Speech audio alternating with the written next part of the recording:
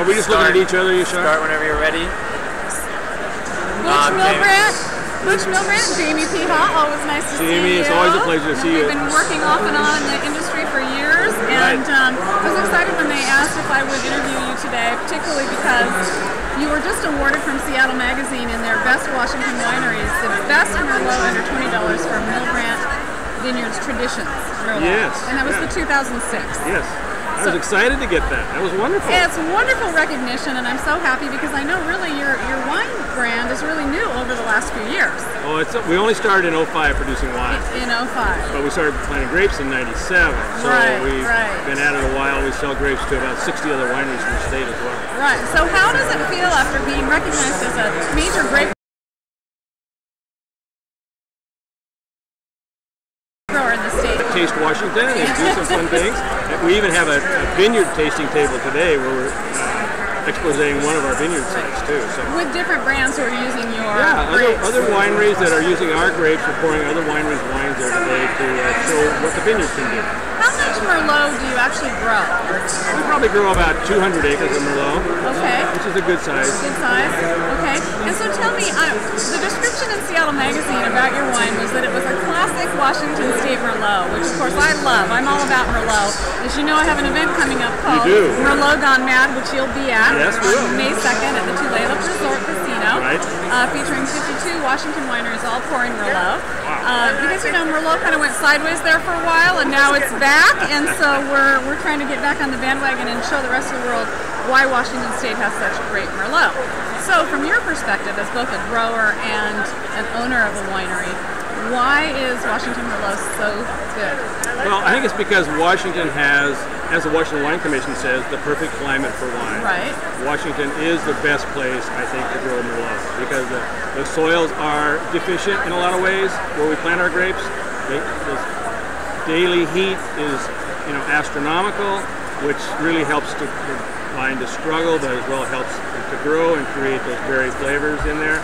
So it's just a great place to grow Merlot, and you don't get any of those green flavors in our Merlot from Washington State like you would get from Merlots from other areas. So I think it's just a natural for us, and we should be proud of our Merlot. I think that we have such good Merlot. I mean, I think it even really ages quite well.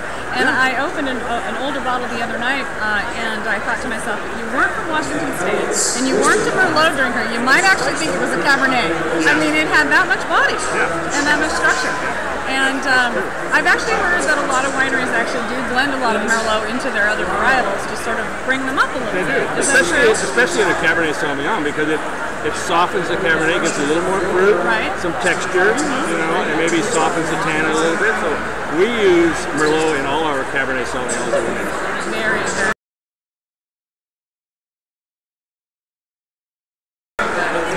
2006, which I believe you're sold out of. We are. We're on the 07 now. Okay, so the 07, I'm sure it's just as good. You get another chance to give us another award. Oh, there you go. And I'll have to taste that one too, or maybe that'll be what you're pouring at Merlot Gone Mad. Okay, we will be. That would be great. Yes. But it's nice to see it under $20, and particularly in today's economy, I think people are, making decisions about what they're going to spend their money on. Sure. And it's nice to get a bottle of quality wine at that price. Yes. And well, we like to think we over-deliver on our Merlot. It typically is $15 a bottle in the market, and we think it's a great value. That's awesome. That is so and it's our number 2 selling wine, so obviously it's working. But what's your first one? It's our Riesling. Riesling. Washington Riesling and Washington Merlot. Those are the 2. I mean, those are the 2. And they sell 1 and 2. Yeah, those are the 2. Across the board. How many? So you said you sell some of your grapes to more than 60 wineries in the state? Yes. My goodness. Let's say you have a good handle on what's going on out there. Well, we do. And actually, that's how we got in the wine business, because we found our name on so many labels from other wineries. Because why aren't we doing this? Yeah, we can do this. We have a lot of traction in this market. That's right. That's right. It worked out well for us. And good for you. And it's nice to be able to come into it with that kind of knowledge and background.